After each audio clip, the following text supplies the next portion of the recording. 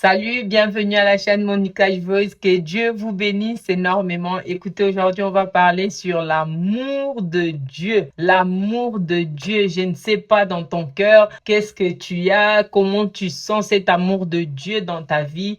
Écoute, l'amour de Dieu est juste parfait, parfait. Et je voulais te dire, si tu ne sens pas l'amour de Dieu dans ta vie, il faut le demander. Dieu accorde son amour à tout le monde qui demande, en fait. C'est ça l'inquiétude de Dieu, de savoir que ses enfants l'aiment. Et c'est ça, en fait, le premier commandement, comme la Bible dit, les disciples, ils ont demandé à Jésus, quel est le premier commandement? Et Jésus les a dit, le premier commandement, tu dois aimer Dieu de tout ton cœur, de toute ta force, de toute ton âme. Ça, c'est le premier commandement. C'est l'amour de Dieu. Écoute, je peux dire par rapport à l'expérience, je peux dire, quand tu rentres dans la vie chrétienne, tu peux tout stopper tout de suite. Si tu n'as pas l'amour de Dieu, tu peux tout stopper et d'abord demander l'amour de Dieu. Parce que c'est l'amour de Dieu qui englobe tout dans ta vie. Sans l'amour de Dieu, comment tu peux être, comment tu peux prier, tu peux avoir une vie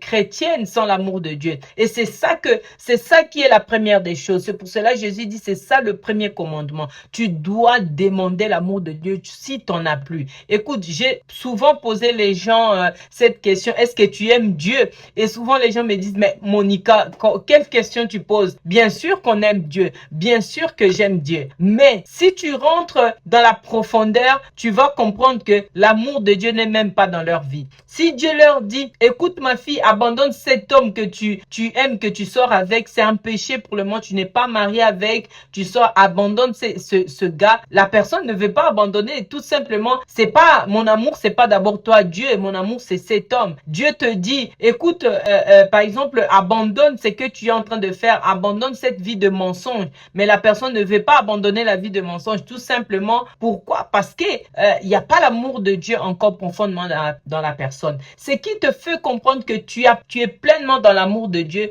quand tu commences à respecter Dieu, à passer plus de temps dans la prière, dans cet amour de Dieu, dans cette intimité de Dieu.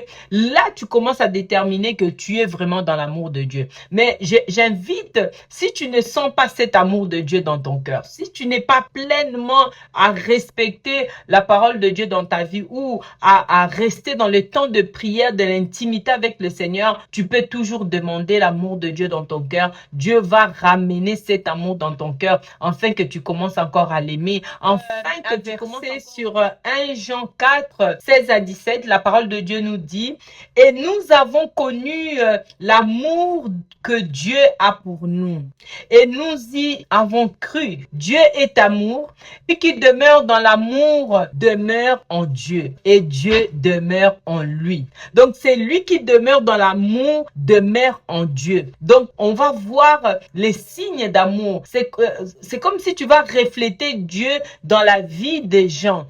Les gens vont voir juste l'amour de Dieu profondément en toi et tu vas refléter Dieu parce que Dieu est amour. Si tu demeures dans l'amour, c'est comme si tu demeures, tu es en Dieu et tu représentes Dieu toi-même. Et 1 Jean 4, 17 encore nous dit, tel il est, tel nous sommes aussi dans ce monde. C'est en cela que l'amour est parfait en nous, afin que nous ayons de l'assurance au jour du jugement. Qu'est-ce qui se passe?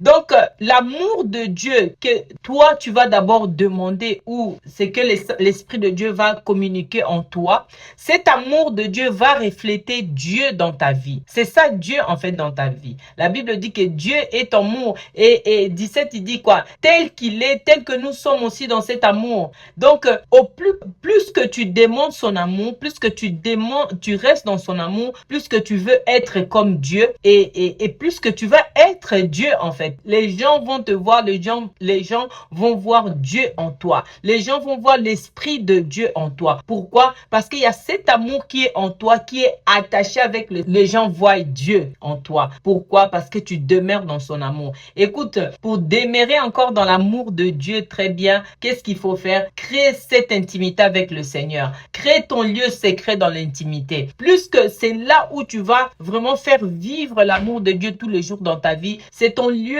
secret où tu vas commencer à aller tout le temps dans cet amour. C'est comme un couple